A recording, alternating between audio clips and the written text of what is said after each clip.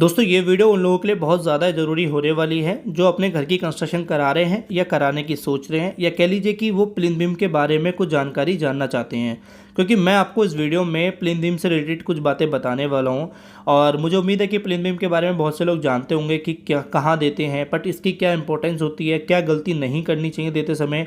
मैं आपको कुछ गलतियाँ भी दिखाने वाला हूँ जो लोग प्लिंथ बीम देते समय करते हैं। वो गलती आपको नहीं करनी है क्योंकि ये हमारे घर को मजबूती देने में काफ़ी ज़्यादा रोल प्ले करता है। कोई अगर भूकंप आता है तो उससे आपके घर को सपोर्ट करने में भी बहुत ज़्यादा रोल प्ले करता है। पर ये बातें नहीं पता होती तो मैं वो सब बातें बताऊंगा, क्या गलती नहीं करनी है, कहाँ पे कौन सी बात ध्यान रखनी है, जिससे आप अपने घर में इस बीम को बहुत अच्छे से दे पाएँ और इसका सही इस्तेमाल भी आपको या इसका उपयोग आप कर पाएँ।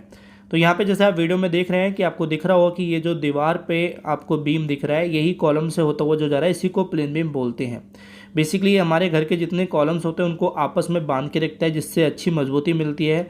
और अगर कोई सेटलमेंट होता है ब्रिक वॉल में तो ये उसको रजिस्ट करता है। लेकिन यहाँ पे मैं आपको बता दूँ, कुछ लोग प्लेन बीम के नाम पे सिर्फ देते तो हैं बीम, लेकिन उसमें इतनी गलतियाँ कर देते हैं जिसका आपको जो बेनिफिट मिलना चाहिए था वो नहीं मिल पाता। यानी कि अगर हम बात करें जो जिस चीज़ के लिए दिया गया है उसमें वो काम नहीं करता तो आपको प्रॉब्लम तो होनी ही है। अब यहाँ पे आप देख लीजिए, ये जो गलती मैं आपको बताऊं तो ये इसी साइड पे की गई है। और ये जो आप बीम देख रहे हैं इसमें आप तो पहली चीज़ तो रिंग की जो स्पेसिंग है वो बहुत गलत तरीके से दी है। साइज इसका 9x12 का बीम है, लेकिन मेरे हिसाब से इसमें जो सरिया दी गई है रिंग की जो दूरी है वो बहुत ज़्यादा है, यानी कि 1 फीट से 1.5 फीट के आसपास है। 1 फीट से तो ज़्यादा ही ज़्यादा है।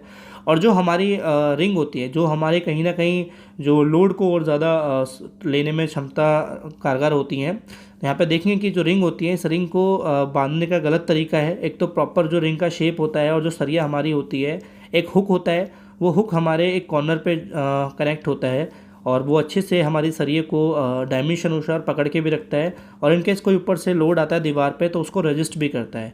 इसका काम होता है कि अगर मान लो पूरी बीम का काम होता है कि अगर मान लो कोई दीवार आपकी बैठती है नीचे तो वो बीम सारा सपोर्ट करेगा जो हमारी इसके ऊपर दीवार बनाई जाएगी।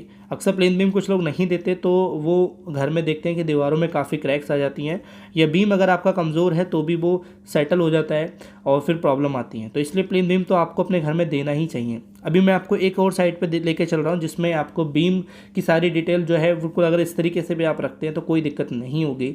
सेम यहाँ पे आप देखिए कि यहाँ पे जो आप देख रहे हैं ये भी एक 9x12 का बीम है। और यहाँ पे मैं आपको कहूँगा कि इस तरह का बीम अगर आप चाहें तो दे सकते हैं। इसमें आप देखेंगे कि 3 सरियाँ इसमें प्रोवाइड की गई हैं। 12 mm की सरियाँ हैं, 3 टॉप में 3 बॉटम में। अब यहाँ पे मैं आपको बता दूँ साइज़ भी बहुत मैटर करता है, बट मैं आपको बता दूँ कि अगर आपका घर 1 मंजिल से 2 मंजिल बन रहा है तो मैं आपको सजेस्ट करूँ कि 9x12 इंची का साइज़ का जो बीम होता है वो देना चाहिए। और कभी कभी कुछ चीज़ें वो मैटर करती हैं। मान लीजिए कि आपका जो बीम है उसके नीचे ब्रिक वर्क नहीं कर रखा है आपने, तो आपको बीम में सरिया थोड़ी बढ़ानी पड़ जाती है या साइज़ थोड़ा बढ़ाना पड़ जाता है। बट अगर आप मान लीजिए कि आपका कॉलम टू कॉलम दूरी भी ज़्यादा नहीं है जो कि 12 से 15 फीट के बीच में ही है, जो एक नॉर्मल दूरी होती है, मैं अगर कहूँगा तो 12 से 13 फीट दूरी ठीक है। ज़्यादा दूरी है, नीचे ब्रिक वर्क नहीं है, तो फिर उस कंडीशन में आपको साइज़ बढ़ाना पड़ सकता है। बट वो डिपेंड करता है कंडीशंस जो हर किसी की साइड पर नहीं होता, इसलिए मेरा ऐसा बताना ज़रूरी नहीं होगा। तो यहाँ पे हम बात करें, यहाँ पे जो मैं हुक की बात कर रहा था वो ये हुक है जिसको हम इसको अच्छे से एंकर करते हैं, सरिये को पकड़ के रखता है। कंक्रीट भी इसमें अच्छे से एंकर हो जाती है और ये हमारे किसी भी बीम में किसी भी रिंग के लिए बहुत ज़रूरी है।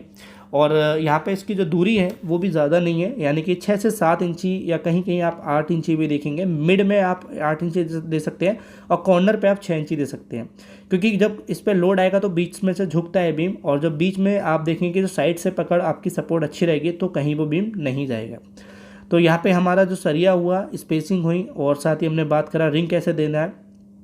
और अगर मैं बात करूँ दूसरी चीज़ के बारे में, तो जहाँ हमारा बीम जा रहा है वो कहीं ना कहीं कॉलम से भी जंक्शन कनेक्ट कर रहा है और या फिर बीम टू बीम भी कनेक्ट हो रहा है, तो उस कंडीशन में हमें जो लैप होता है, इसको जो एल बैंड करना होता है वो बहुत अच्छे से करना होता है।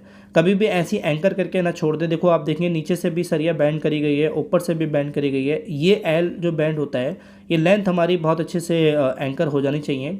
अगर ये होती है तो कभी मान लो कि बीम में खिंचाव आता है लोड की वजह से, तो ये कॉलम बीम बहुत अच्छे से कनेक्ट हो जाते हैं और उसमें आपका भूकंप आता है कभी तो उसको रजिस्ट करता है और वहाँ पे आपकी जो क्षमता होती है वो पूरी आपको मिलती है बीम की।